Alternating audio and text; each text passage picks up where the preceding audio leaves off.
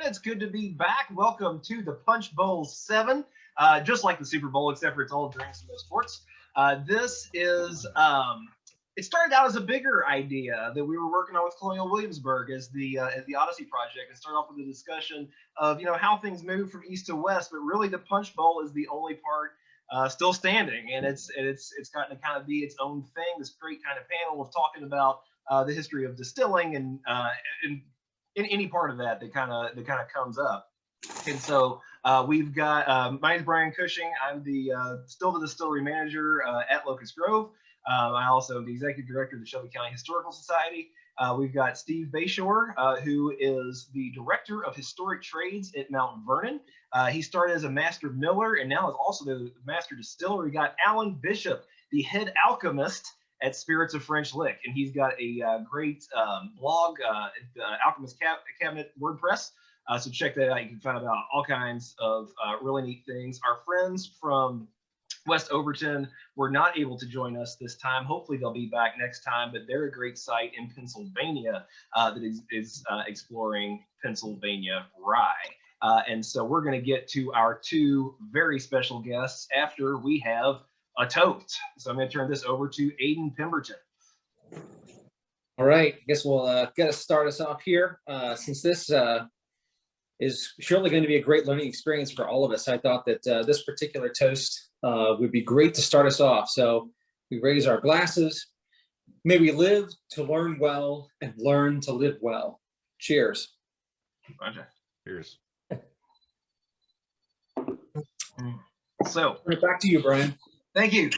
And so tonight, we've got two very special guests, one from Ireland, one from Scotland, Finn O'Connor and Derek Rott. I'm not going to go into their bios too much just because they can explain it so much better, but Irish whiskey, Scotch whiskey, this is never far from what we're thinking about here for a lot of reasons. At Mount Vernon, first distiller was Scottish. At Locust Grove, William Cron, the first owner of Locust Grove, who owned the first still, he bought the first still. He came straight from Dublin, Ireland, no later than 1769.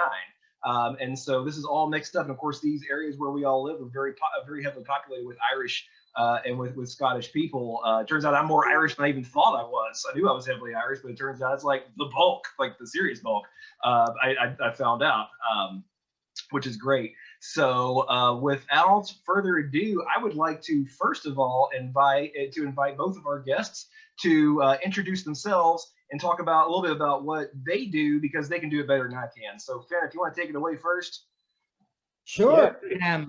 Yeah. Well, with a name like Cushing, you must be Irish. Yeah. But there was a lot, not as much as there was. I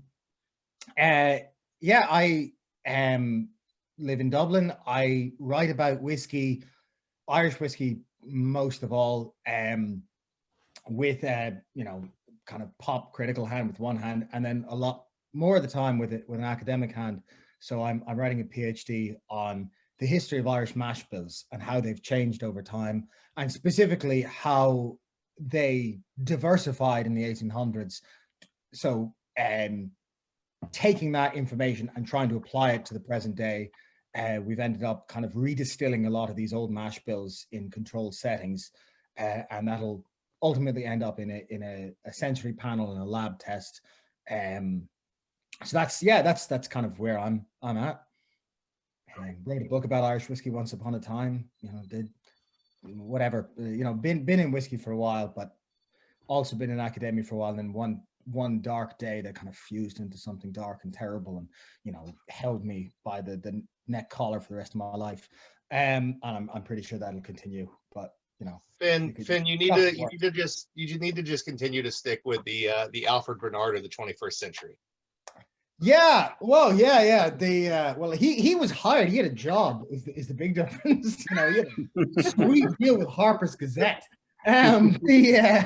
If I could just land, if I can get some newspaper, some struggling in the age when print media is struggling, I can clinch them for a real solid deal to get me to write a book about distilleries of Ireland and Britain. Now is the time for it, certainly. I was listening a little bit to the talk that you did with Alan and Christy on Distillers Talk, and your book is on my immediate to buy list. I just didn't have time to make the payment last night. So That'll be coming home. And Derek, why don't you tell us about what you're up to? Yeah, so for about 10 years, I worked in a whiskey bar in Drumnadrochit called Fiddlers, and it's a bit of a mecca for whiskey enthusiasts traveling around Scotland. So I sort of developed a passion for it then, and when I was there, I went to university too, studied anthropology, and then I ended up sort of sidling into archaeology in the way that people who stick to humanities do kind of float. Yeah, so once I'd sort of graduated, I was working in care, which is hard, and this amazing PhD was advertised, and it started out as quite a nebulous topic, but what it's turned into really is a historical archaeology covering from the 1500s onward of whiskey distilling in the Highlands and Islands of Scotland. And it encapsulates all of the sort of whiskey distilling history of that region. But I've got a very specific interest also in illicit distilling. But we have also gone into farmhouse distilleries and stuff too. Yeah, so you know, it's a really big subject with very little academic work, but loads and loads of sort of great folk history, and lots of great kind of folk memory as well, and also a lot of like great enthusiasts around Scotland who've been just amazingly instructive. And yeah, so I, you know, my sort of typical days at the moment is writing, but I've done lots of field work and lots of archive work, and I'm trying to bring those together now in this big monstrous thesis that won't go away. Very cool. Well, excellent. Well, guys, let's start with the basics. I mean, what essentially are we dealing with? What's at the core of all this? What's driving what are the building blocks? Well, I think one of the things that's been really under-researched in Scotland is the way that commercial activity has always been a kind of a bottom-up thing in Scotland and around the world. You know, it's the workers who do the work. And one of the things we're really just getting to grips with now is that in rural Scotland, people were sort of engaging in a cash economy from a really early date. And whiskey distilling is a big part of that. So our first mention is actually in 1494. People have probably heard it before about distilling happening in a monastery. But really soon after that, it moves out into the community, and it's possibly precipitated by the Reformation. But there are lots of bumps along the road, and we'll get into them as we go through the night. And the nature of distilling changes several times, and very different people become involved. And it's a very long and winding road till you get to the sort of the big capitalist distillery that you've got today. Yeah. Nice. Then what about on your side? Yeah, so my side, I mean, Irish whiskey history is obviously very, very old, extremely old, but we're in a very odd place, you know, where the original Irish distilling industry collapsed in the 20s. And, you know, although, you know, like for instance, you know, speaking of Alfred Barnett, you know, the Scots love this book, at least the Scots I know love this book, because it shows them what, you know, Talisker was like in 1886. Whereas the Irish part is miserable because all these places are gone, you know, and there's nothing, it's not the same sense of like an industry looking back at itself and its roots. It's an industry looking back at how much it lost. And it's a very different kind of past. And it's often told as industrial history in Ireland that, you know, Irish whiskey was, you know, doing so well and then fell to bits. But the idea that, you know, and of course within Irish commercial distilling, certainly by the 19th century, there was this entrenched idea of what's now called Irish pot still, the stuff that I'm drinking now, you know, heavily raw barley mixed with malt and adjuncts. And this had become a very cohesive idea as to what Irish whiskey was. And all of that kind of fell to shambles. And then finally in the 1970s, what was left of Irish whiskey switched to kind of very light blends and tried to rebrand Irish whiskey in the image of those blends. And when I started whiskey, you know, I was hanging around people who drank a lot of malt Scotch, and, you know, which if they knew an Irish whiskey, it was probably this one, you know, Redbreast or a few of these hangovers of a very different kind of Irish whiskey, which was much, obviously, if you mix malt with raw barley grist, you make something similar to malt, but it's now very, very oily. Essentially, what it is what raw barley grist is. It makes it very heavy, and it gives it this weird, like gingery kind of prickly sensation. And for a lot of whiskey lovers, that was kind of the secret truth of Irish whiskey. All this lighter, smoother stuff is bullshit, and that was the old past. And when I was writing A Glass Apart, when I started, it was kind of like, on this rock I shall die. Like, everything you've heard about Irish whiskey is a lie, blah, blah, blah. There's a few brands that do it right. And in the 60s, everybody was doing it right. And, hundreds of years before the 60s, you're looking at this accumulation of history that just fell apart. And in the 3 years it took to write that book, Irish whiskey changed dramatically. 6 years ago, there were less than 6 distilleries. Now there's like 39. Wow. And there was this, especially with the craft distilleries, this huge renewal of interest in this old Irish pot still kind of mixed mash heritage, and how varied it used to be. And the fact that this whole industry had not just collapsed in terms of numbers of producers, but in terms of diversity of whiskey that was actually being made. And long story short, I got sent on this weird food diplomacy mission to Hong Kong. China eats a lot of seafood, but they polluted their own water so heavily that there's a huge market for seafood from elsewhere. And Ireland has kind of marketed itself as this like unspoiled green Atlantic island, blah, blah, blah. So I was there on behalf of this like mission to pump shellfish into the Hong Kong economy. And I was told that I was there on behalf of Irish drinks, which was nonsense, because there was no Irish drinks being sold in Hong Kong. And then I was taken aside by one of the chefs and said, you're really here to just get everyone happily drunk. So they signed the checks, and that chef was probably the leading food historian in Ireland, a guy named Martin Muchanumara. And he said, look, would you like to take this academically seriously? Because before I started kind of writing about whiskey, my background was in medieval lit. And he said, look, you want to hop back into that? And not the same thing, but used to dealing with archives and talk about this mash bill stuff seriously. And then we went out on the tiles in Hong Kong, ate food with like chickens hanging outside the building and this kind of stuff, got plastered on God knows what substances. And then I woke up in the morning in Dublin and I was signed up for a PhD.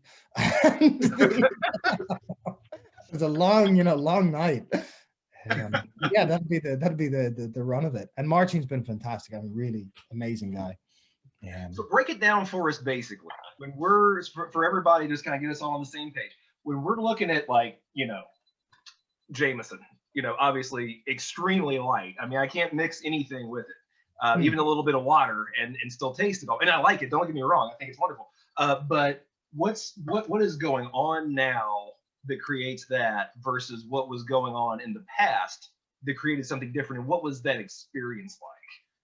Yeah, well, so 70 to 80% of Jameson is what we would call grain whiskey. So, the same 70 to 80% of Jameson is very, very similar to 70 to 80% of Johnny Walker. It's column distilled to a high ABV,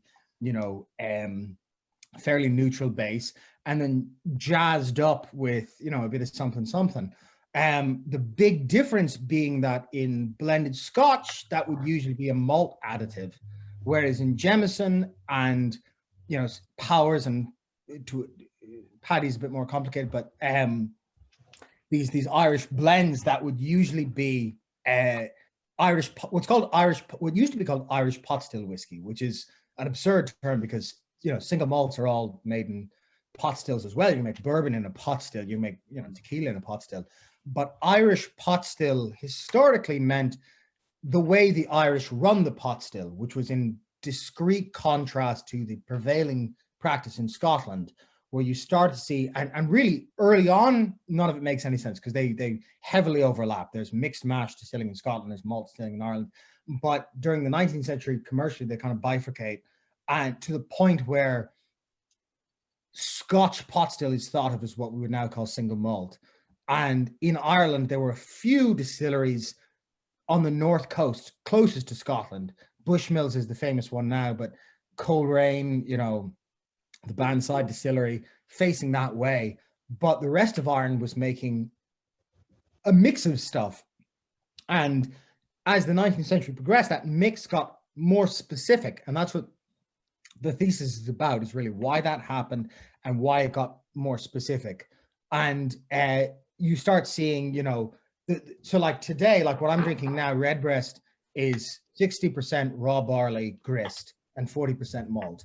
And it's often thought of as a very traditional Irish whiskey. But the reason for that is it's like a malt whiskey that has essentially had olive oil dripped into it. It's very dense, it's very viscous. It feels, raw barley grist is shite for making alcohol, but it makes this very kind of like slippery sensation on your mouth. And then on top of that, you get what's often called Irish spice, which is this weird like ginger pine cone kind of sensation, you know, resinous more than spicy.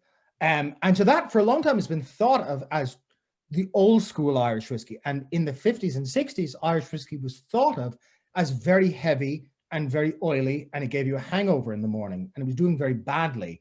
And in the 70s and 80s, it desperately tried to reinvent itself to try and not just repair that image, but kind of like circumnavigate Scotch and say, well, we're lighter and smoother and this and that. And historically, it's all bullshit, you know.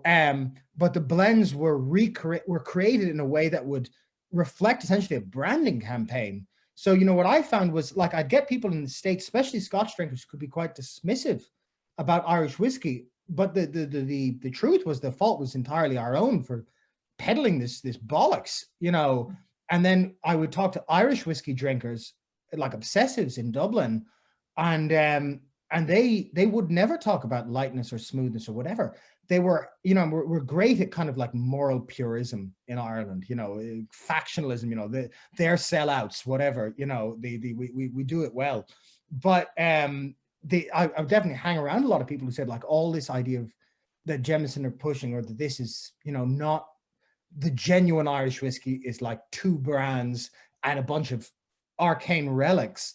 And when I started doing a glass of art, that was the split, and that was what prompted me to write it. Was there was such a chasm between the like Irish whiskey obsessives I knew, who were all obsessed with oil and heft and viscosity and ginger, and then the way Irish whiskey sold itself, which was based on Jameson. And if you take Jameson, okay, Jameson is like, well, okay, let's say clean cut 80% grain whiskey, very, very light, you know, distilled to high ABVs, sexed up with Irish pot still at about 20%. So that weird like slipperiness you get in Jameson is kind of the last aftertaste of Irish pot still.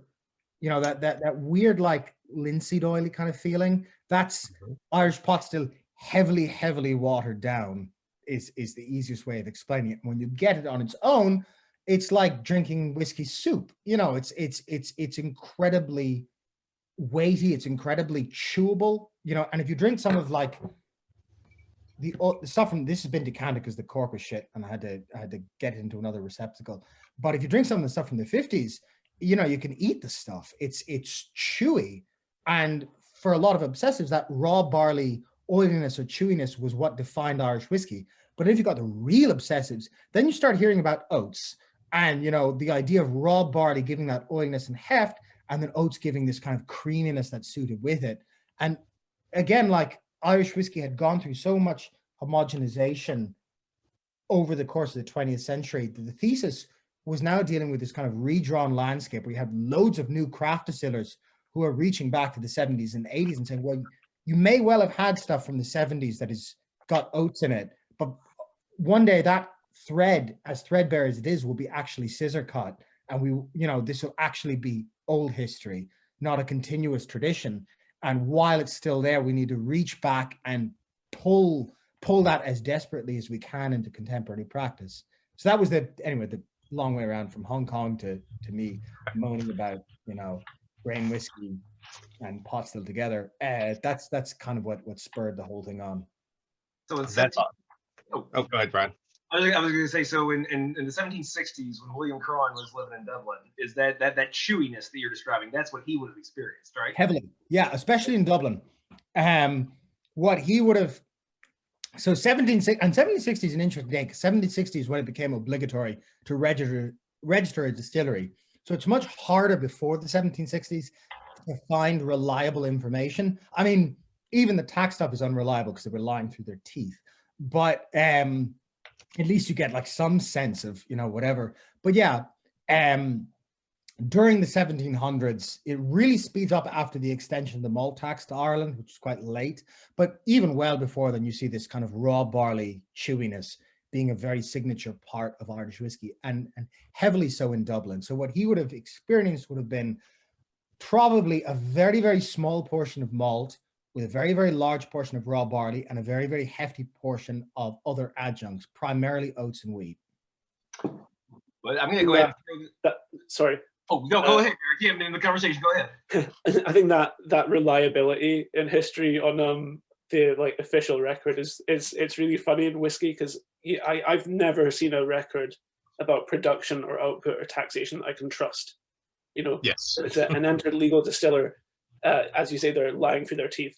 An illicit distiller says they've got a fraction of what they had, and an excise person has taken half of the stuff for themselves in any record as well. So, you know, they're also underreporting what they find, and it's really, really difficult to actually build a proper picture of what people are distilling in any quantity, or what value they expect for it in any way, because you know no one had an interest in being honest about this stuff. Yeah, I mean, well, you've got a really hard job. At least I can like resort to purchase records where, like, okay, if you bought this off a farmer, you probably, you know, whatever, did actually buy it. And even if, you know, it's a dubious receipt or whatever, you know, you can say you were buying wheat off this guy, but the taxman, forget it, you know. That's what I was going to say, that I think is really interesting about this conversation with you two in particular. And this is kind of maybe a spin-off question with Derek here too, is the history of the agriculture that goes along with what both of you guys are studying, right? And so they both Irish and Scotch whiskey have common roots, right? And then you have the whole Highland romanticism of illicit distillers, the way the taxes broke down in the Highlands versus everywhere else.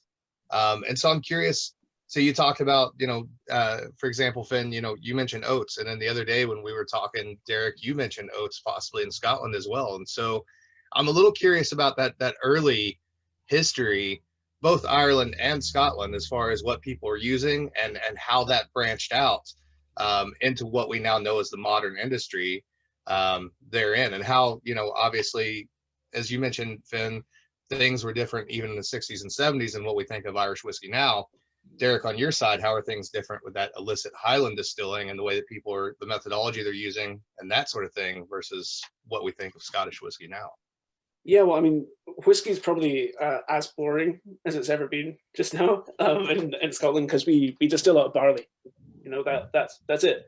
But that wasn't the case. If you go back to the 1800s, it was very, very common for people on the West Coast, particularly, to use oats. And realistically, anything that you could extract sugar from is a candidate.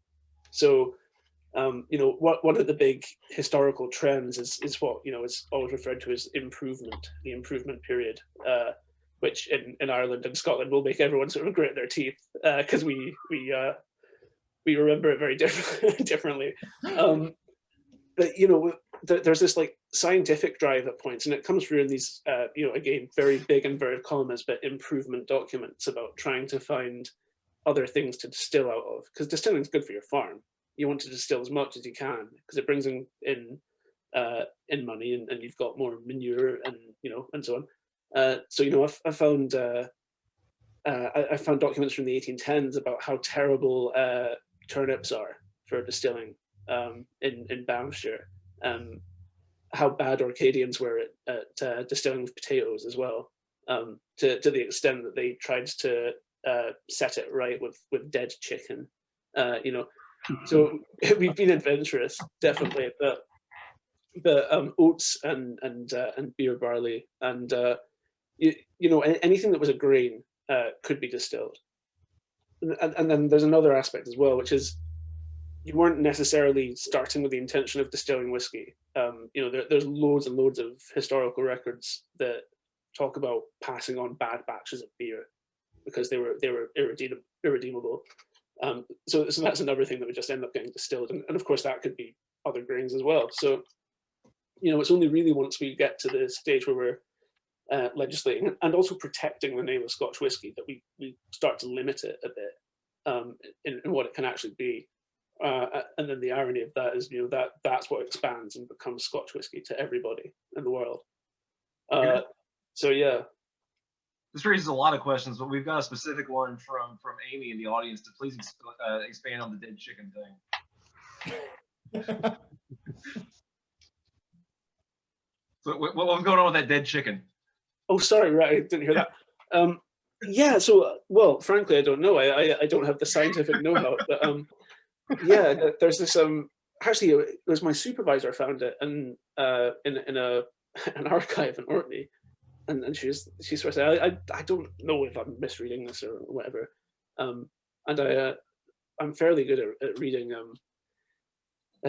old handwriting, and you know, I just couldn't read it any other way. And it's a very long description of, you know, trying to distill from potatoes, which, you know, happens in other places. Not a big history of it in Scotland, but just how awful this spirit was that they made.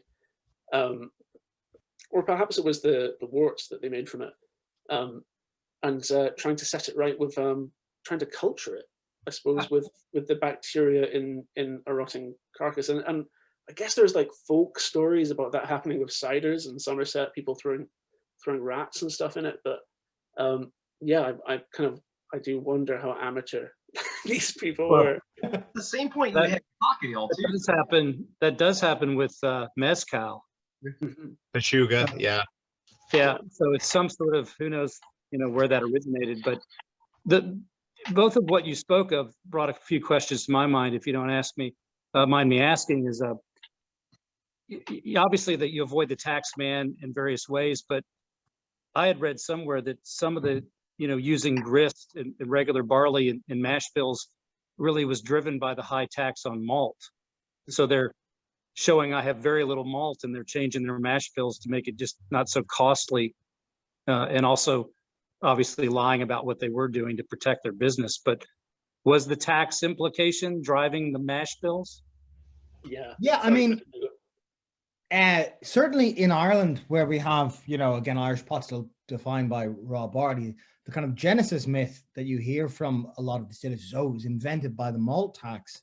And when I was looking through my research, I was finding records from 100 years before the malt tax was even passed, talking about the use of raw barley grist, and it became clear to me this is bullshit. And then if you look at the malt tax itself, it bans the use of raw barley. Now that was repealed about 15 years later, but it means that there was a practice beforehand. And if you look at these early records, you know, 1600s records, they keep referring to the use of malted or unmalted corn, which means there's an awareness that it can be either or. You know, and a lot of this stuff is really the natural translation of brewing history into Right. distilling. Now, the malt tax, especially, I mean, the malt tax was passed in both Ireland and Scotland, and it came into Scotland much earlier than it came into Ireland. And yet Scotland, you know, has responded long trajectory in a different way. And again, there's multiple reasons why that happens, but certainly, you know, legislation does shape mash practice. But the other great irony is the malt tax was actually repealed for spirits long before it was repealed for beer. So in 1801, it can become a bit odd. So 1707, England and Scotland become the Kingdom of Great Britain, and then in 1801, the Ireland is brought into that, and it becomes the United Kingdom of Great Britain and Ireland, which is now the United Kingdom of Great Britain and Northern Ireland. But before the 1800s, Ireland has very different laws. And then the 1800s, everything is kind of brought into one system, and they try and level it. And that's where you start seeing, you know, the taxes suddenly line up. Both Ireland and Scotland had the malt tax repealed in 1855 for spirits. And that's exactly the point where we start seeing like a richness of diversity in Irish raw barley based mash bills. So it doesn't always line up. You know, we hear these kind of like this so then stories, and certainly, yeah, they apply pressure at various points in time, but they're not wholly responsible for creating mash bills. Certainly. Well, that's interesting. That's a great thing to hear, because I was curious, and that also begs the question then that they were experimenting with barley grist long earlier, and is it driven by the grains that are left on a farm, like here in this country? You know, rye was often used because it was cheaper. It wasn't used for bread, and Well, it you lended look at, itself to distilling. I mean, infamously, you know, the first major dictionary of the English language was Samuel Johnson's in 1755. And there's that notorious definition of oats as, you know, a grain used in England to feed horses and in Scotland to feed people. You know, but there, yeah, you distill what you have, obviously. You know, that's the first reality is, you know, and oats prosper where other grains don't, you know, and you look at like the West Highlands or the west of Ireland, you know, it's miserable land agriculturally, you know, and what is certainly in comparison to the alternatives, you know, oats thrive, you know, and what we had certainly in illicit Irish distilling was a heavy use of oat and malt, you know, and if you look at Irish brewing, you know, originally Ireland drank something called Curram, and Curram is just the Old Irish for ale in general, but it's used to describe the ale of that period. And it tended to be made of malted oats or a mixture of malted oats and malted barley. And then we look at these early distillates, and they reflect that ale. They're natural reincarnations of it. And so there's a late medieval drink in Ireland called Bulkin, Willicown, madness of the head, or you know, I think idiomatically like a knock to the head these days.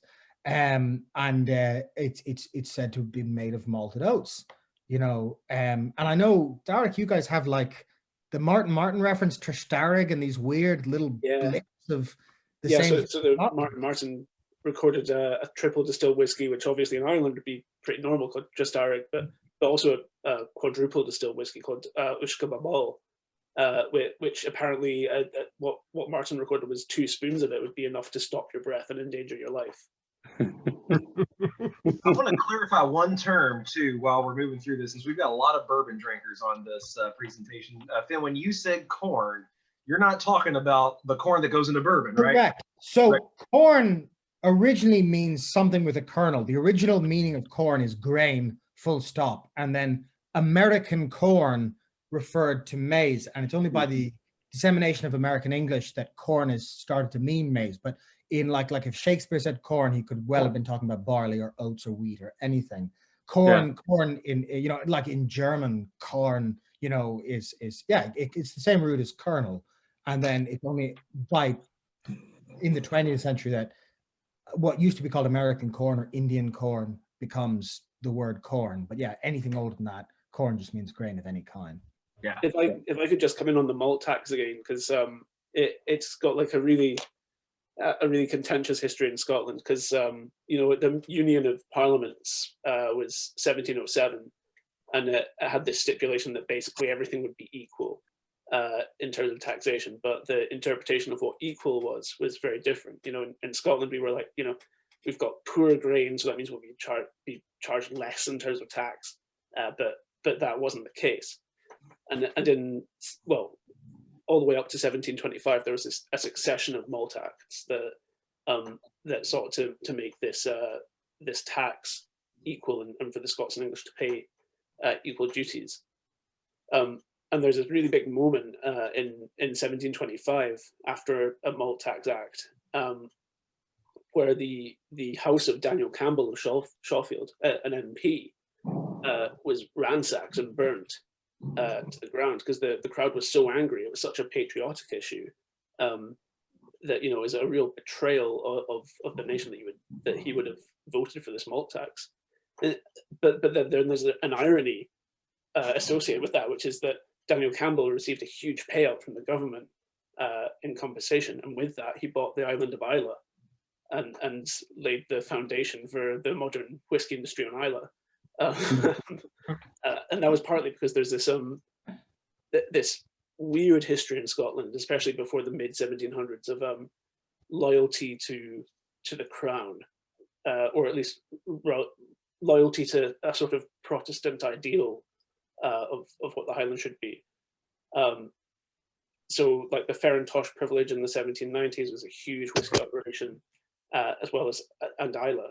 Those were both really positive tax arrangements for landowners based on loyalty to this idea of how you improve and civilize the Highlands, and basically suppress Catholicism. And the malt tax, I expect it was seen as a bit of an extension to that mission. So it's got this like quite emotive history, but in the history of Scotch whiskey too.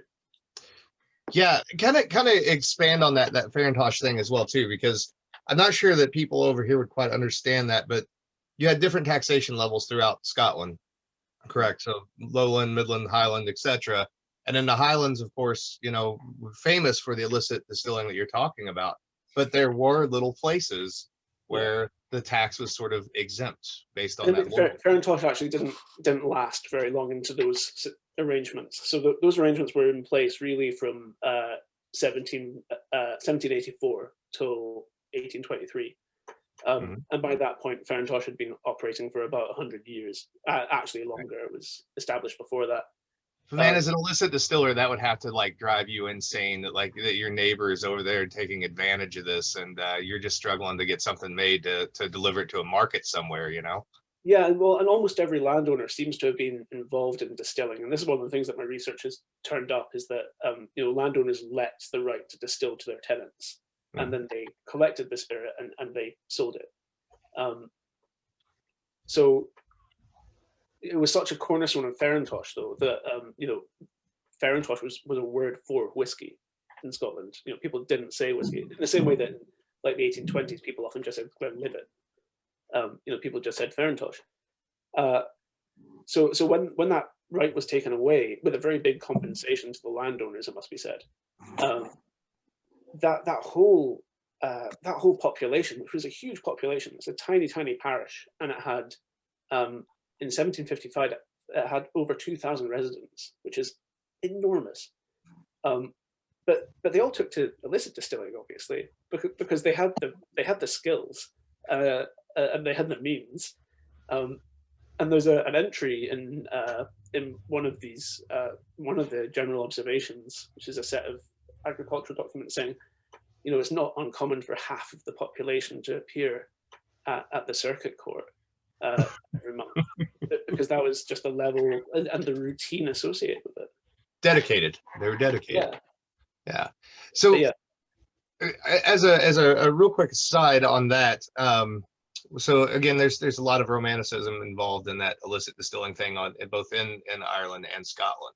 So I'm wondering, Derek, in particular with the research that you've done, because I think people have an idea of like, somebody sitting in some comfortable little cove somewhere, just fiddling around on a pot still. Can you kind of describe what those small distilleries would have been like, those little illicit distilleries, and what those guys were dealing with? Yeah, so the sites themselves, they can be quite variable, but if I'm gonna decide there's a typical one, we're going to talk about a small bothy, so a stone cabin that's about 5 meters long by 3 meters wide. It'll be built into the bank of a stream, so it's only going to have 3 walls generally, and there'll be some kind of a hearth arrangement in the side. So it's very, very basic. And people tended to operate in either family groups or groups of friends who are cooperatively distilling together. As to what the actual experience was like, it's really difficult to describe this, because obviously people are working under the constant threat of detection and financial ruination. Not to mention, widespread condemnation from certain people who mattered, although the community was probably quite behind you.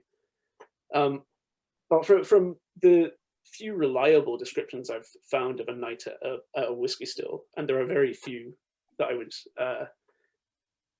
would say were reliable. We're talking about quite a convivial situation. You have people. It's probably the dead of winter, because that's when they're distilling. It's probably the night time. There's probably 4 or 5 of you, and you'll be passing around a tin cup of whiskey in it, and taking small amounts. The actual sort of levels of drunkenness, apparently weren't massive at these places, because you were doing quite an important economic activity, so you couldn't mess it up.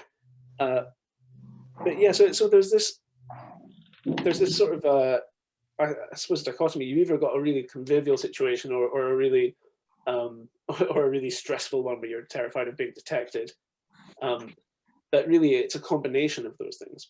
And probably the most interesting things that happen that are connected with this distilling, they happen outside the bothy, and they happen in the community. So I was reading a fantastic newspaper report today from 1829 in Strathconnan, which is a tiny wee strath about 15 miles from where I am now.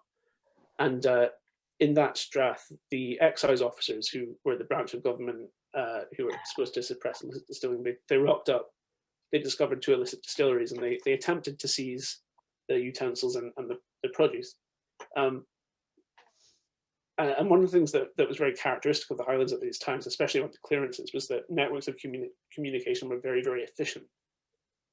So these excise officers, who I really don't envy, found themselves confronted very, very quickly by a really large, angry mob of generally women throwing stones at them. And these situations happen, time and time and time again. And you can have excise officers getting murdered. There are records of officers being sort of ambushed on precarious bits of road where it's certain their horses will startle over a cliff. There's a really dark side to this smuggling that sort of lies behind the sort of conviviality of the community spirit and that whole sort of whiskey galore vibe of everything. The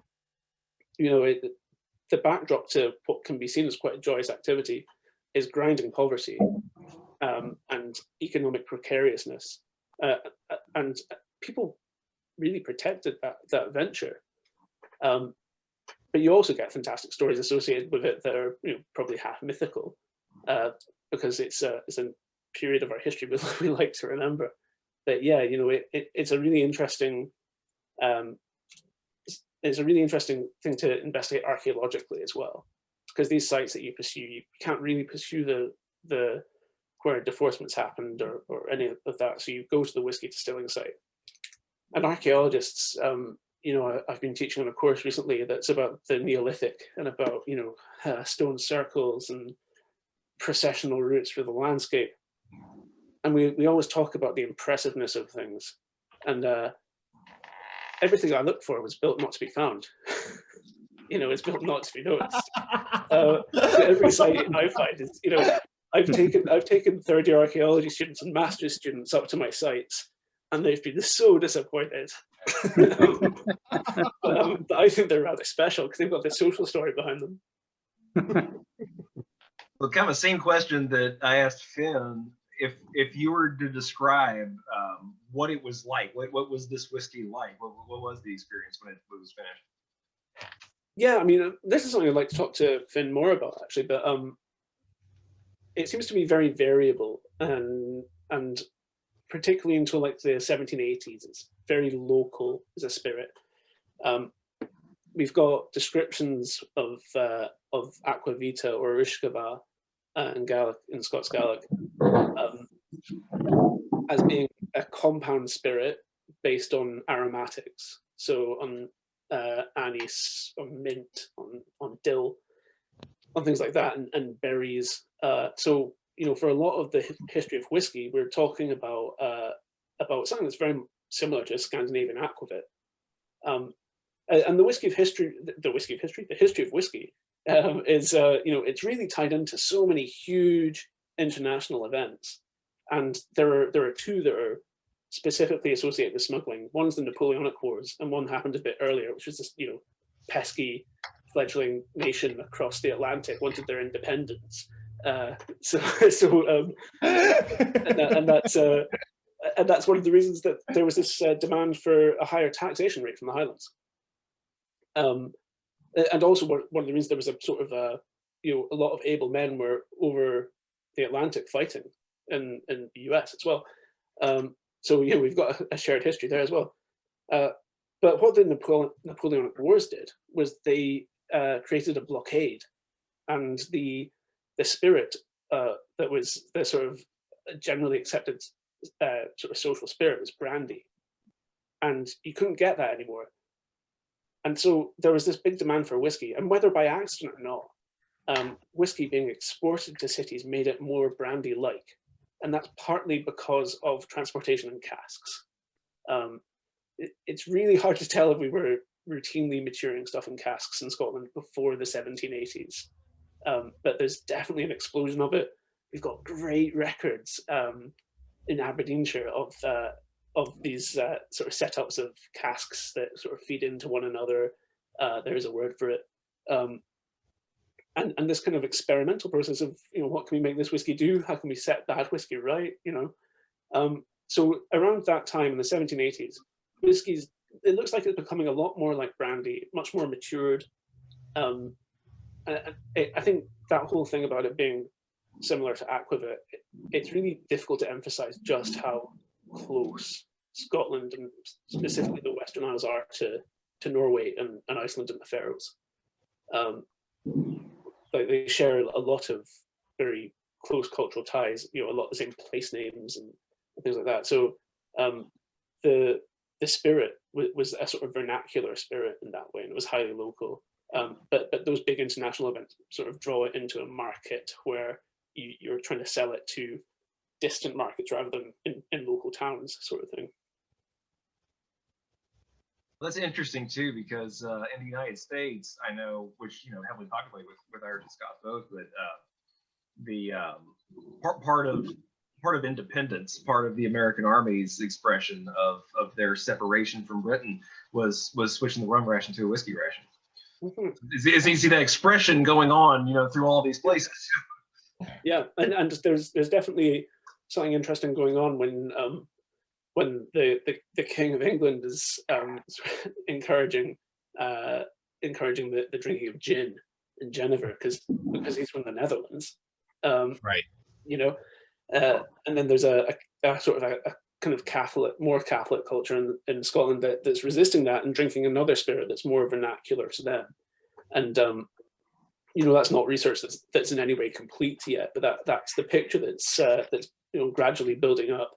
Is that there's a tacit expression of allegiance that's expressed through this, and in fact, in the Jacobite uprisings, there are countless mentions of people joining the Jacobites because they had better whiskey. They were more able to bribe people. So probably still like aquavit then at that point though.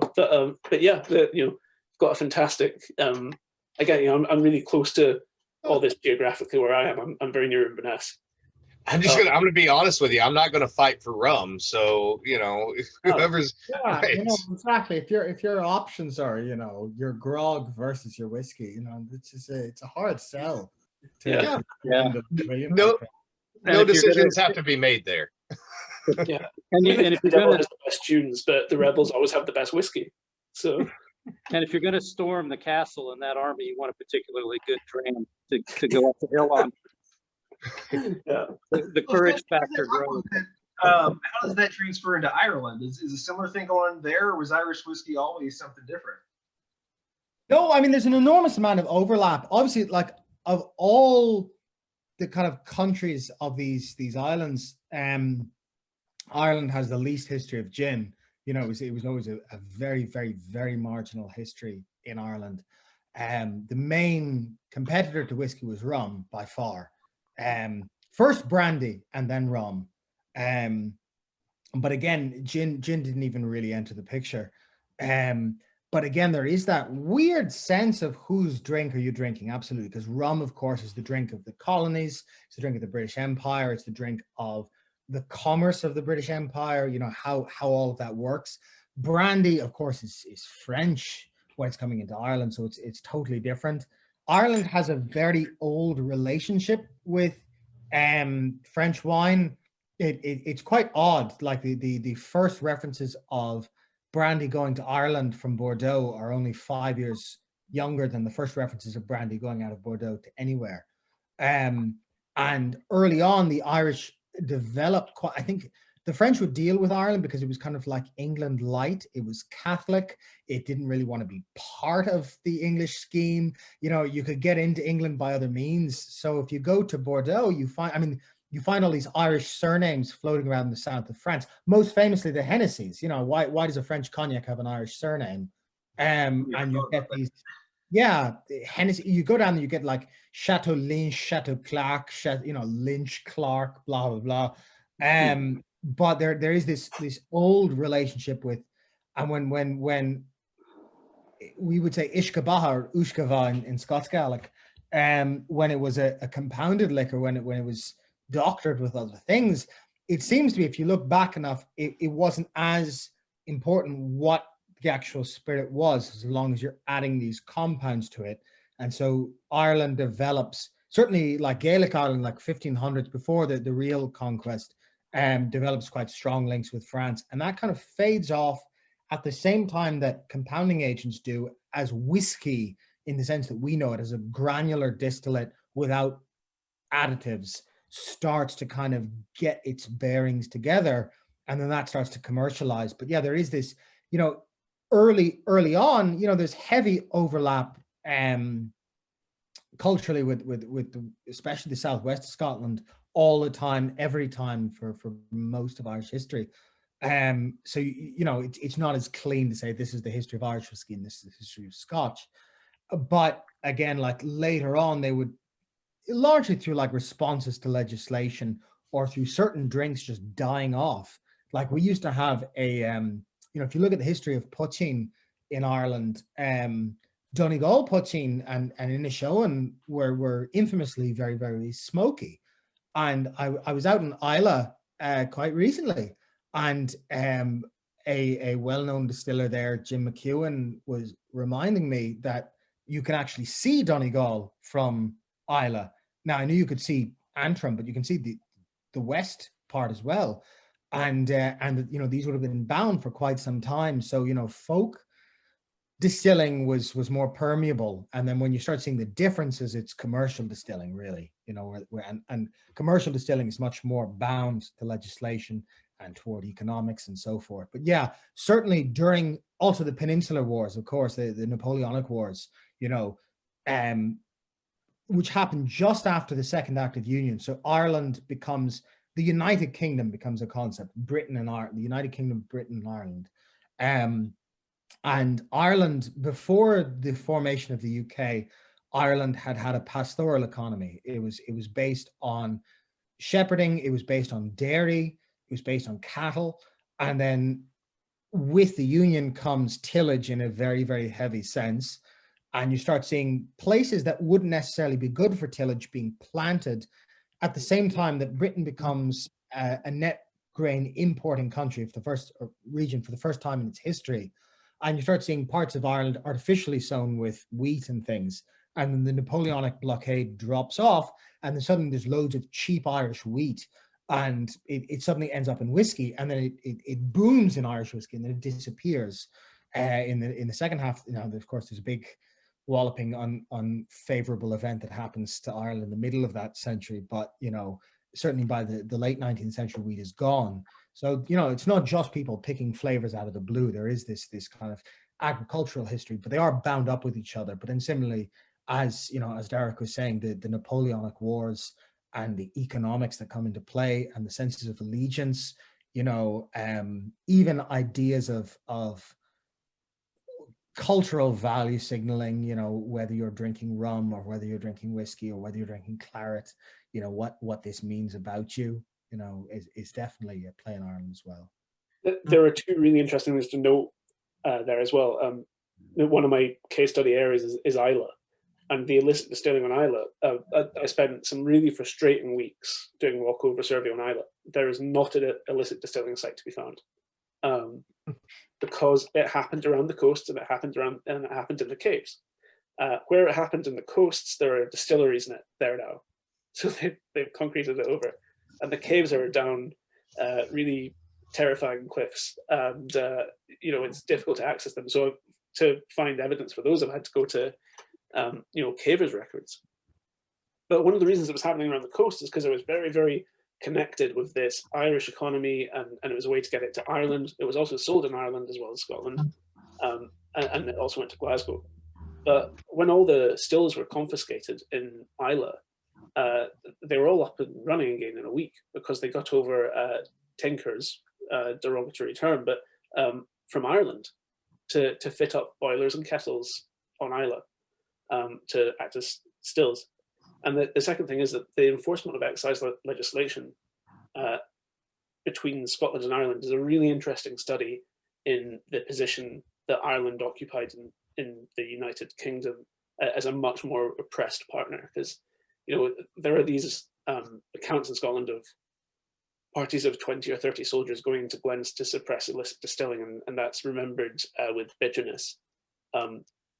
I found a letter in the National Archives from a Scottish colonel who was operating in Ireland, and it hinted at the scale of the violence associated with the suppression of illicit distilling in Ireland.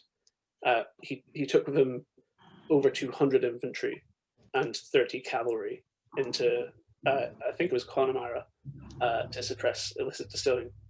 So you can have small expeditions in Scotland, but in Ireland they're taking a small army with them to suppress distilling. And it's a really interesting way to get a feel for how much worse it would be to be an illicit distiller in Ireland than it was in Scotland. Yeah, I mean, there is that attitude, and of course, like, you mentioned the Jacobites. Jesus, if that runs deep, now I know it runs very deep in Highland folk memory, but that essential divide, the penal laws, all that stuff runs like blood through Ireland for so long. This idea of division, this idea of what any law means in this context. That you could go. It's not about how if you look at, like, not to downplay the history of tax aversion in the US or in the fledgling US, the Whiskey Rebellion and so forth, but if you compound all of that with a very, very real, very primal sense that you're being occupied, and there's that hatred towards government of any kind, and then you compound all the pragmatic issues being taxed, when law itself is seen as an intrusion, you just see this incredible ferocity of response.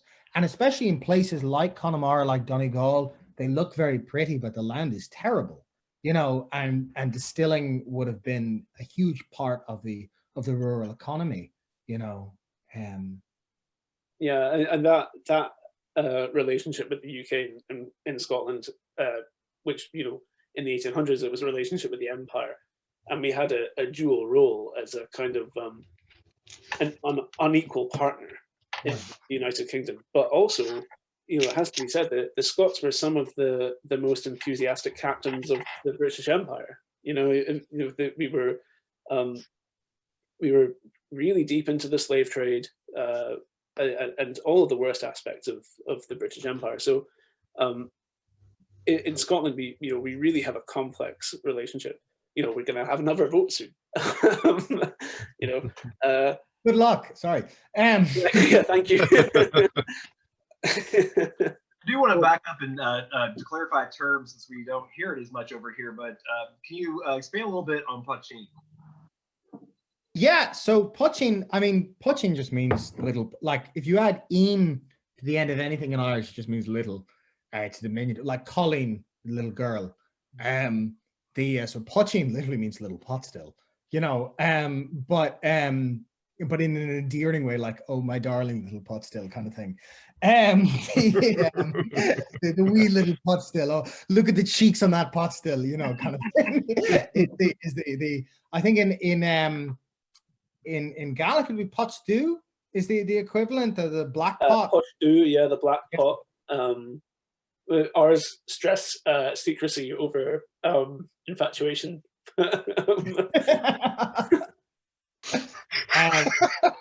Yeah, so dew would be black. So like Dove in Irish, like the city I live in, Dove Lean, Blackpool. The same root.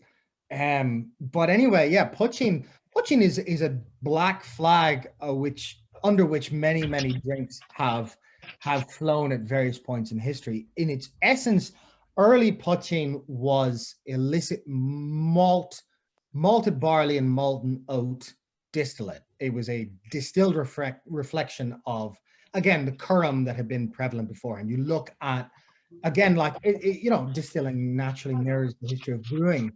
So you look at, the history of, say, like, ale in Ireland before 1661, before the creation of the excise system. Ale in the original sense has been kind of replaced by beer, by hopped beer in England. And then they come to Ireland, Elizabethan colonists just don't shut up about how much they hate Irish ale.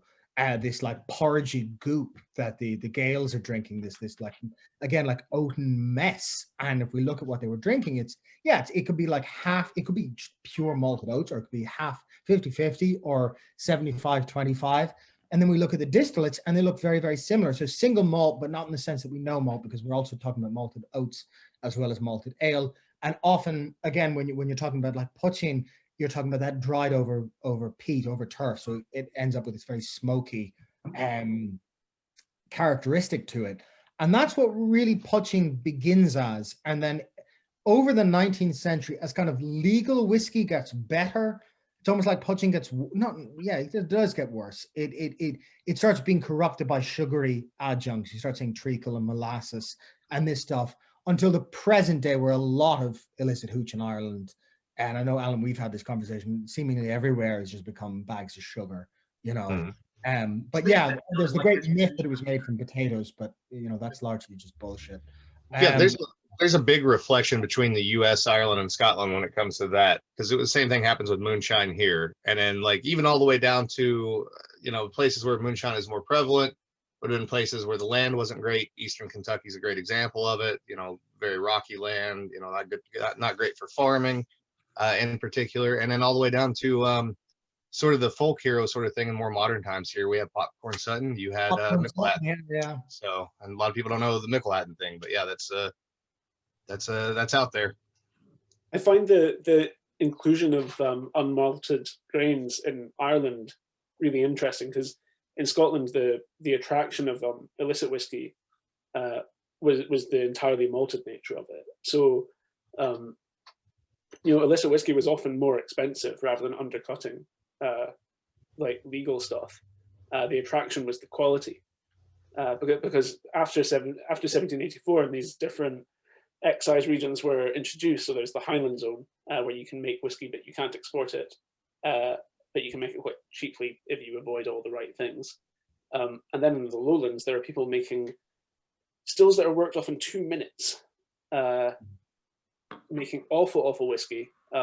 If you go to the series of accounts called the New Statistical Accounts, or the Old Statistical Accounts in this case, there are descriptions of people's opinions of these, and basically the consensus was that no one would drink it because it just gave you an awful hangover. It was really impure, and so the attraction of the Highland whiskey was that people took their time and they used basically malted grains, usually barley by this point. So I find that in Ireland, you're talking about, are you in illicit distilling in Ireland? Are you also talking about using a mixture of malted and unmalted stuff? No, it's malted barley and malted oats. Very much. It's it's various grains, but all malted. Right. And I mean, a huge part of my argument for my thesis is that exact question. You look at Scotland, you look at the big lowland distilleries, the Haigs and the Steens and whatnot, and you get this rapidly distilled rotgut. And why, and that happens in Ireland early on. And I think what happens, the big argument for me is, again, like, why did they bifurcate? And why did this happen during the time of the Union, when they should have been the same, when they should have been homogenized? Why were they the same before the United Kingdom, and why were they different afterwards? It doesn't make the slightest bit of sense. And the strongest argument I've come across is just hard legislation was already in place beforehand that had created 2 train tracks that were almost unstoppable. And what happens in Scotland, obviously you get the Highland line, and it's not fair, but it partitions Highland Distilling as an entity, and then much later on, it's useful to blenders and so forth, and what have you. And what happens in Ireland is, instead of encouraging illicit distillers to go legitimate, you get this guy named Beresford and another fellow, George Waller, and they come up with a system of rebates, and they say, well, look, in both countries, there's the final penny dropping moment where they decide that it's absolutely a waste of time to hunt illicit distillers. They have no money to pay when they're caught. It's a huge waste of manpower. There's no tax revenue there. And so in Scotland, increasingly the attempt is to encourage illicit distillers to go legitimate, to say, look, you don't have to pay as much unless you get bigger. The Small Stills Act, all this stuff tries to bring them in. There's the semi-mythological story about, Glenlivet, George Smith being given the pair of pistols. You'll take out a license and people in your neighborhood will want to burn your distillery down. Whereas what happens in Ireland is a really cronyist system where you get this idea of gentlemen of capital. And there's this idea that it'll be much easier to consolidate tax if you put it in the hands of respectable gentlemen distillers. And hand in hand with that, you're given actually tax rebates if you get bigger. But hand in hand with that, there's intense controls on the shape of your stills. And for me, that was the big difference, was the illegalizing of saucer distillation, 2-minute distillation, and saying, no, you can get bigger, but you have to have bulbous stills. You can't have a still wider than it is tall, all this stuff. And that gets more and more rigorous. And so what you end up with is mixed mash distilling, but with high reflux levels, with high copper contact, with slow. And then when 1823 comes along and you get the laws that basically created the Irish and Scotch whiskey industries as we know them, those liberalizations apply in different directions similarly. And so you get, what I'm drinking now, like a mix of malt, raw barley. This is oats, wheat, and rye. This is what's left of Loch Distillery. It becomes a prestige beverage, whereas in Scotland, that's really interesting too, because that happens in the US, but people don't talk about it. It's not been well researched. Because if you look at the US, so the US doesn't come around to column still distillation until much later than most of the rest of the world. And it's all based on the taxes that happened after the Civil War and the way that those taxes are initially laid out by the yield that you're getting off the still, not the yield that's coming out of the barrel and going into bond. It becomes very much so about the amount that you can make and how much revenue does that put back into the coffers.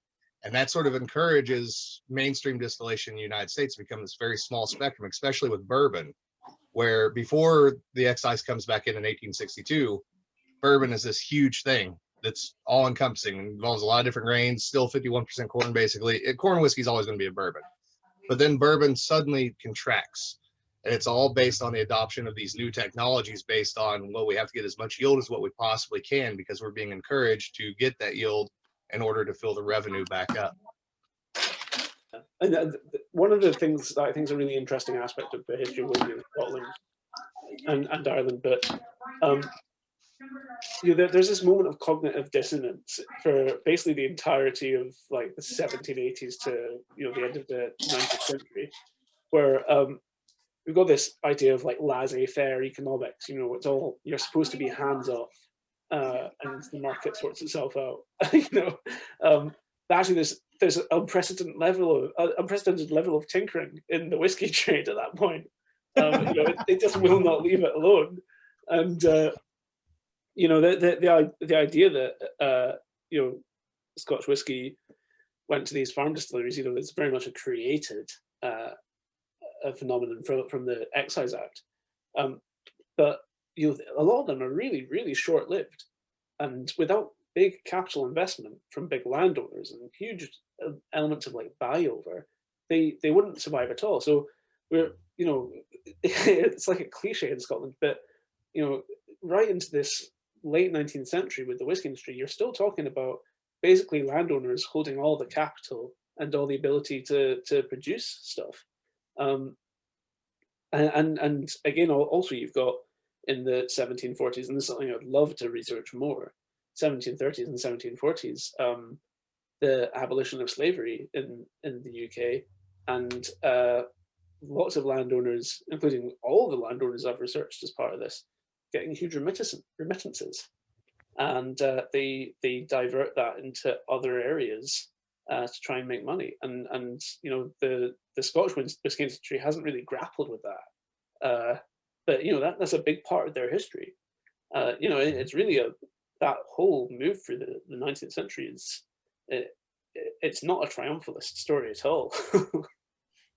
Well, we're moving into the last 20 minutes. Looking for questions if anybody has them. I'm going to kick it off with one of the first. It was asked by one of our most loyal Punch Bowl participants, Edith Wheeler, great volunteer from Locust Grove, and she is asking for both of you for recommendations of Irish whiskey and Scotch whiskey for bourbon drinkers. Ooh. I'll let you take that one first, Finn.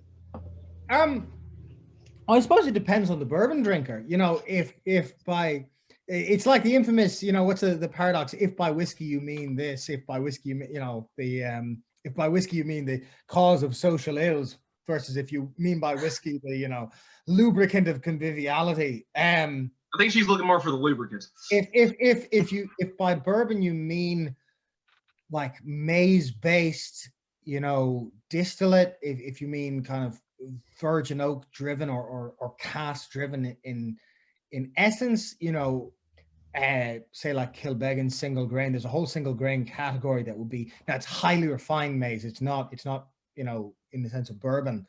If you mean in terms of like punchy high strength stuff, you know, like of course there's a whole, you know, love among bourbon drinkers for, you know, that's almost a kind of a coming of age in bourbon circles around proof drinking and so forth, and you know, what we call cask strength whiskeys. I think it's called cask strength in America as well.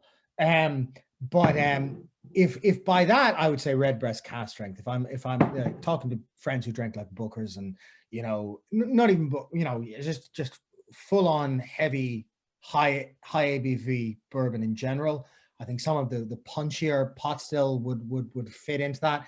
If it's maize specifically you're looking for, something that's a similar mash bill than some of the Irish single grains, but they would be again like more effete in their delivery of that maize.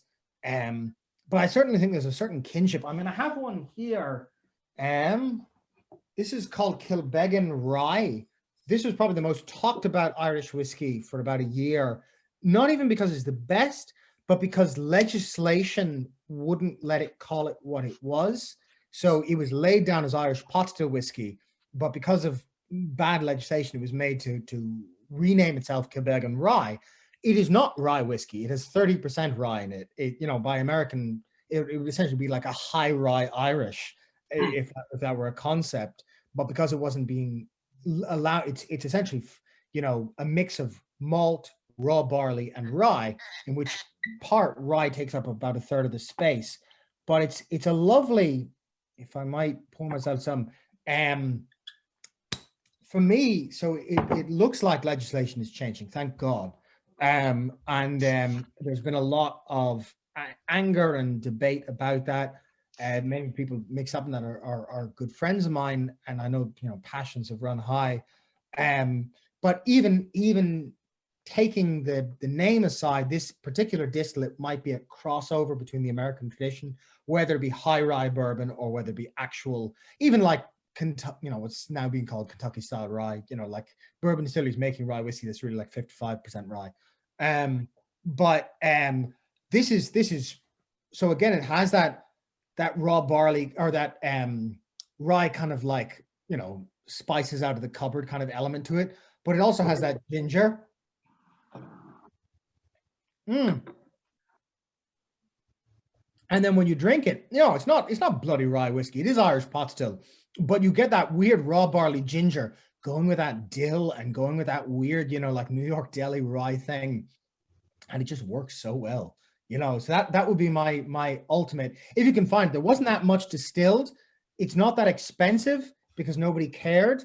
It became really talked about in Irish whiskey circles just because the legislation. It became like a poster boy of why the legislation wasn't accurate. But I've seen people in the US get a hold of it without too much fuss. So that would be my suggestion.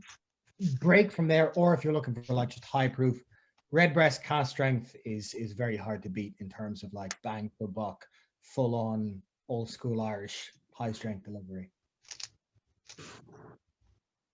And from the Scottish perspective, I mean, that, you know, they're very different drinks in a lot of ways, but you know, we tend to use Spanish sherry casks or American bourbon casks. So you can find any number of amazing bourbon cask whiskies. You know, I saw someone there in the comments saying, I don't like Isla, but you've got some really good bourbon cask Islas. And I think my problem is I'm a peat monster. You know, I love peat and I love smoke.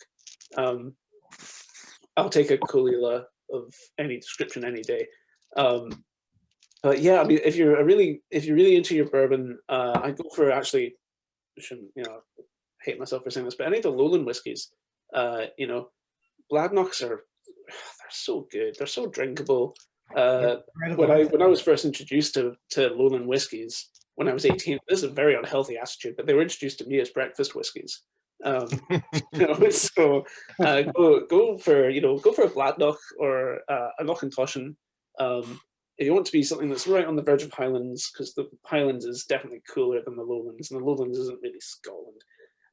But Glengoyne is fantastic. Anything from Glengoyne, and you know, you've got a lovely, delicately flavored,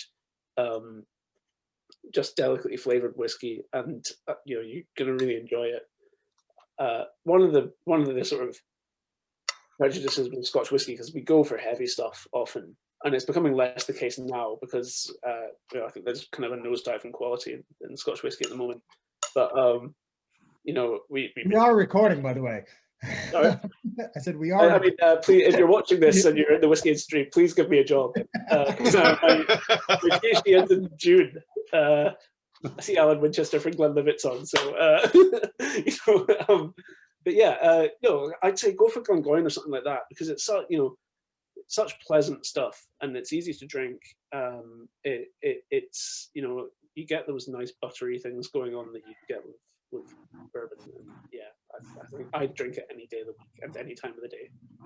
Well, our friend Christy Atkinson, who hosts a lot of you know, great whiskey shows, says that Duroc is her new best friend with breakfast whiskey. Yeah, I mean, Glengoyne, geez, Dark, is it? It's literally the other side of the road, and they'd be considered the lowlands, isn't it? Yeah, yeah. And actually, Glengoyne, about a matter of tens of meters from their distillery is the site of the illicit distillery that they're kind of descended from. Very cool. Know, I think Glengoyne was right on the Highland line. I'm not quite sure, but yeah, I mean, they're one of those distilleries that probably, you know, emerged from those legislations changing. Yeah. And, yeah, I mean, it's a shame if they were a lowland distillery, they would be the like Elvis Presley of lowland whiskey. Everyone would know about them, and just they get lost as the Highlander that's like the lowlands, you know. Well, it's funny that you mentioned Glengoyne in particular, because that's one that Christy and I have talked about a lot on Distillers Talk that I think of as an easy one for, especially like a wheated bourbon drinker could easily identify with that.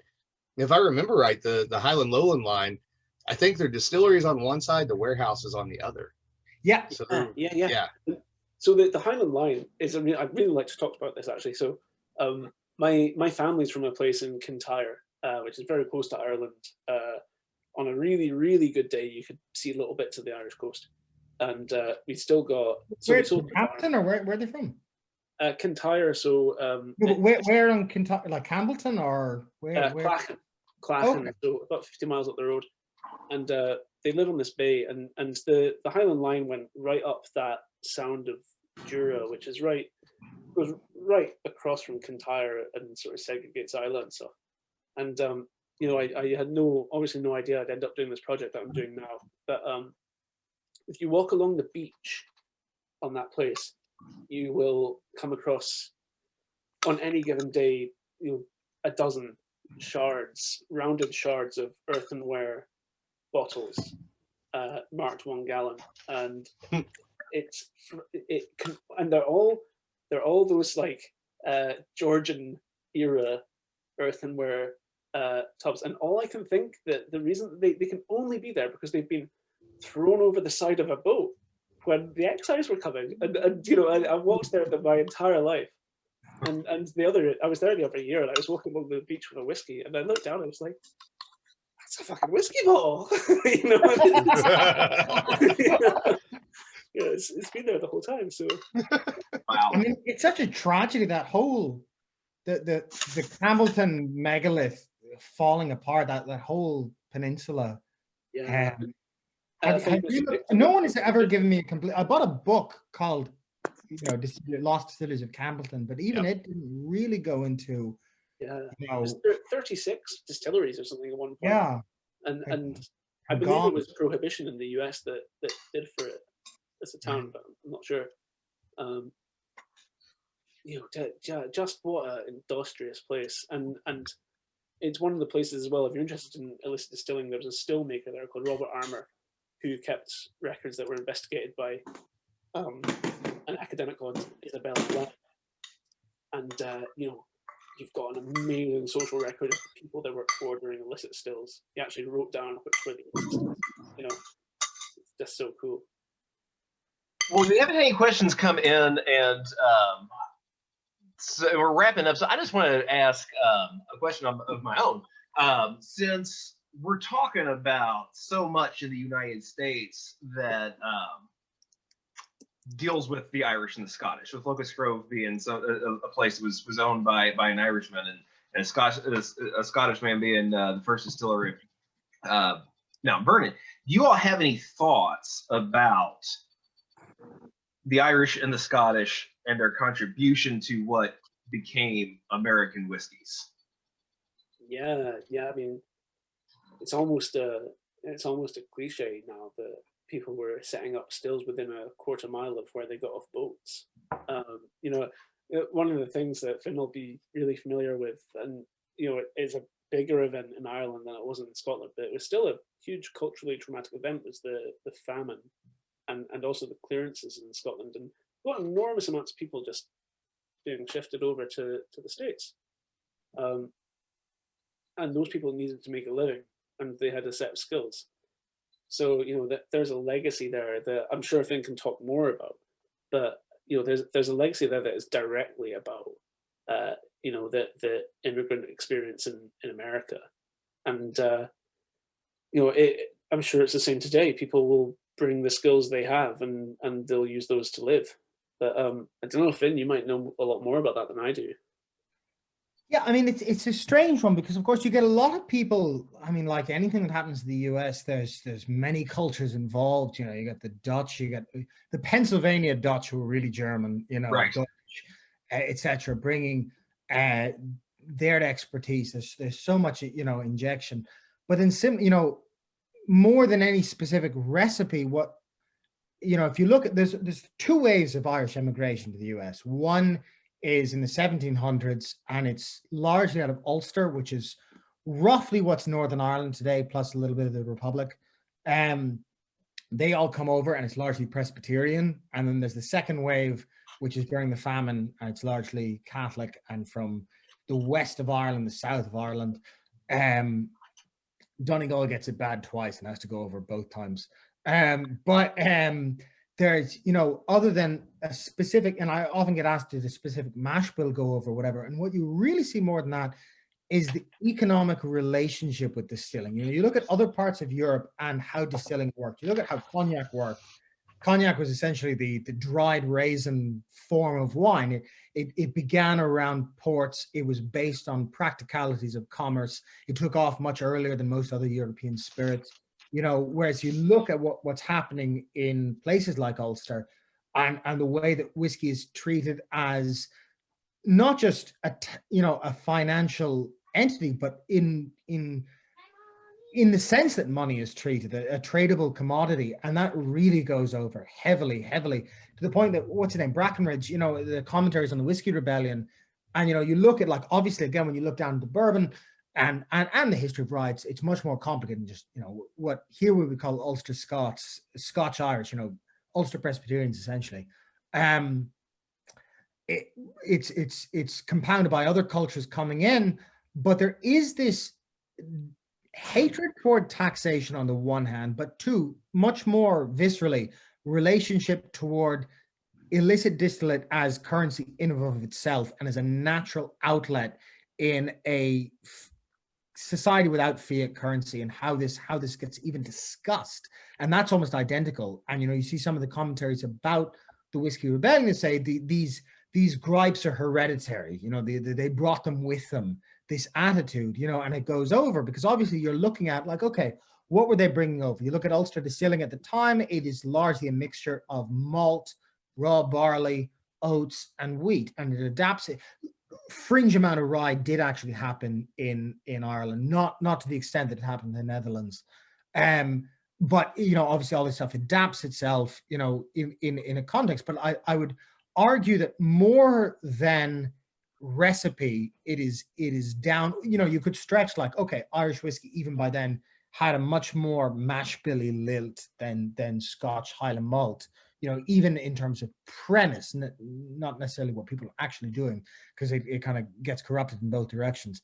But in terms of like socioeconomic attitude toward what distilling is, it's very similar, almost identical, you know. That's an interesting point.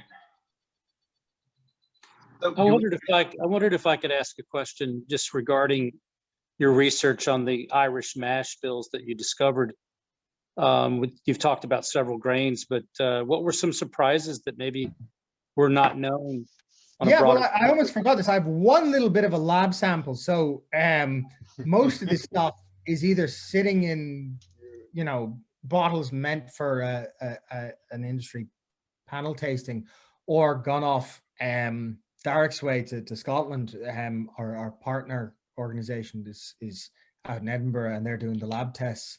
But I do have a little bit hanging over. I had a great time when I was at the distillery. I was just, you know, pished at like 8 a.m. in the morning. I was supposed to be, I was given the revenue officer's office while I was there. And I had this whiteboard where I'd be like writing down mash bills and like effects.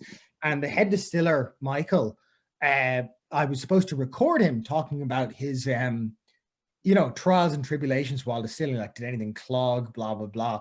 And they just turned into drinking sessions. So Michael would pop in like, you know, tense, saying like, do you want to do an old log? You know, we end up walked up with all the spirits going like, yeah, Jesus, if you up the rye, but you don't lower the raw barley, oh my God, what the hell are you doing? And like, none of this stuff is going into the pieces, you know, and we had a grand old time.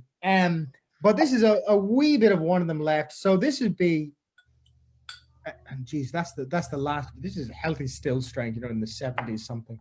But do I have any, bless it with a wee bit of water. Oh my God, it's funny because I know you guys talk about wheated bourbon all the time and like what wheat does, and it's funny because you look at the three adjunct grains in Irish. The famous grain of Irish whiskey to this day is raw barley grist, along with malted barley, you know, and that weird like oiliness that produces, and in historical senses, the second grain would be oats, and of course, like outside, you know, some experimental stuff, or like what Alan's, you know, done. Oats are quite an oddity grain in global distilling. There used to be, again, if you look in Irish whiskey obsessive circles, they go on and on and on about like stuff in the 60s and even into the 70s, you know, oat and Irish whiskey, and it all got swept under the rug in favor of these like light blends and the marketing spiel that Irish whiskey was light and smooth and approachable, and then the whiskey adapted to fit the marketing, you know, and but anyway, you know, you have that raw barley and that oats. This doesn't have any oats in it. You know, this is just malt, raw barley, and wheat. And it was from, again, that this particular mash bill comes from that post-Napoleonic boom where Ireland was growing a lot of wheat. And for me, this is like if you took Irish pot still new make and like dropped a cube of butter into it. It smells, you know, like you look at what wheat does to bourbon and that weird like nostril clotting sensation. You know, I immensely prefer high rye bourbon to wheated bourbon, but and I know it's only among specific producers that you ever see wheat and rye together in bourbon. You know, it's usually one or the other. So, you know, but so wheated bourbon, what the hell does that actually mean? But if we're going to take like, okay, what does Makers or Pappy or Larson or any of those like do to bourbon? You know, I immediately was looking for that effect here. And of course, you just can't get away from that oil. It is so oily that when you put that wheated sensation into it, it just smells like butter. You know, I was going to say it's interesting on pot stills, Finn, in particular with wheat. So of course those wheated bourbons you're talking about are usually column stills, but on pot stills it can come off as almost like cream cheese icing sort of thing, kind of oily, kind of sweet, rounded off. cream Yeah. cheese. That's exactly it. You know, Philadelphia. That weird, as you say, like you know, clotted cream kind of taste. Yep. Almost cream that is no longer sweet at all and is entering that weird like bready taste. Yes. You know? We did a wheated bourbon mash bill here 2.5 years ago, based on, of course, bourbon didn't exist in Washington's time, but it was based on the fact that on the farm, in that first few distillations, they didn't have any rye. And so they used wheat tailings and corn. So I think that, as you said earlier, we all know back then they used what was available, but I'm just super curious about your work and what you found in these archives, because Alan does a lot of digging, I do a lot of digging, and it's so intriguing to think that there's records going back. What was your earliest record, the mash bill that you found? 1542. Wow. Oh, man. That's so cool. That's so cool. Well, Any of us finds anything from like 1770, we're like, oh, look at this. Look what I got. Well, I have a good friend that used to work at Hampton Court Palace, and he took me on a tour, and he just had to mention, as we went through the Great Hall, he says to me, "This is where Midsummer Night's Dream was first performed." So yeah. Thanks, Mark. Yeah, excuse me as I fall to my knees for a moment. Yes. I mean, yeah, but it's funny because they are tied. You know, there is that, like that I say 1542. That reference is a government crackdown in. You get a lot of places in Ireland bizarrely called Irish Town. There's an Irish Town Dublin. There's an Irish. So there's and what it meant was when English colonialism established itself, where the Gaelic Irish were allowed to live in a certain city. Now, none of that stuff turned out to be feasible, and you know the cities were flooded, whatever. But these colonial outposts, you get a place called Irish Town, so it always strikes tourists as odd. But there's the Irish Town records of Kilkenny, which again, and I say English, you know, really Norman, you know, Anglo-Norman settlements, and they're cracking down on the periphery of the settlements, saying, you know, that the aqua vita makes, you know, the price of wheat and other corn is made dear. You know, corn, again, we talk about corn is just grain. So they tend to come, even that early on, they tend to come from like petty government crackdown on why they think something shouldn't be distilled. You know, did you find, both of you probably have come across, I've found a few records where the fear over so much distilling going on that there wouldn't be enough cereal grains for bread? Yeah, absolutely. You know, I've got I came across a load of bits of distilling legislation from Inverness from the 1500s, and that's relatively early in the whiskey story for Scotland. And at that point in Inverness, we've got 40 small distilleries, 37 of which are run by women, and the whole borough court system, which was the medieval sort of legislation system, it was basically set up to ensure that there was grain, and they were highly prejudicial to distilling, especially to women distilling. Actually, they saw that as especially untrustworthy.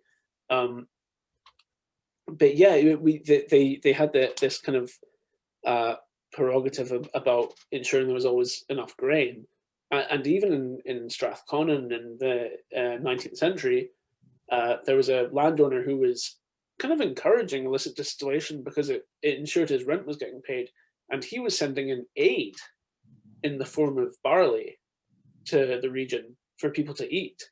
So he was happy for stuff to get consumed by distilleries, as you know, but you know, at the expense of actually sending in aid. And the same happened for Islay all through the 18th and 19th centuries. You know, there were aid ships coming from other parts of Britain, and distilling. You know, it wasn't necessarily an unequal partner in this. It was usually viewed as a necessary evil. You know, if people can, there's this archaeological principle that was actually established by an American archaeologist called William Rathje, and he looked at modern garbage and found that in times of dearth, waste is a lot higher, and that's because people stockpile, and that happens with grain too. And when you've stockpiled too much grain, you make whiskey. So in times of dearth, and even in the potato famine, people are distilling more. And it's counterintuitive because they're distilling a source of food, but actually it's not a source of food; it's a source of income. But at that point, people have moved on from eating barley bread, which was a common food in the Highlands, to eating potatoes and oatcakes. So that it's been this, it's been a threat and a friend to sustainability in the Highlands for a long time. And I do think that I've read that when to tie to that point, when they try to tax things too highly, you said, wasn't the whole story, but it drove local economies out of business because they were feeding these distilleries. So really, their income went away, which means they starved more from not being able to feed the distillery, maybe than no income coming in. Yeah, I mean, one of the things that's really difficult to emphasize about the Highlands, and it's really important, is that the roads were so bad. Until the middle of the 19th century, it was unusual to take a wheeled cart, very far into a parish. So transporting huge amounts of oats or malt, that was, unattainable in large parts of the Highlands. So doing that via, generating that revenue by making it into whiskey, which is low bulk and high value, it's just common sense. Just common sense. Well, guys, we are well past 5:30, and this has been the most fascinating session I think that we've had. And so I'm going to invite Hannah back in to kind of shut down the main show here. Probably stop the recording, and if we want to stick around and chat, we can do that. So Hannah, do you have any final announcements, remarks for us? I have one. Please stay tuned to Locust Grove's website for future distillery opportunities. You will receive an email within the next couple of days, just kind of giving you some links to things that the panelists have been working on. And just stay tuned for more from the Punch Bowl. Take it away, Brian. Thank you so much.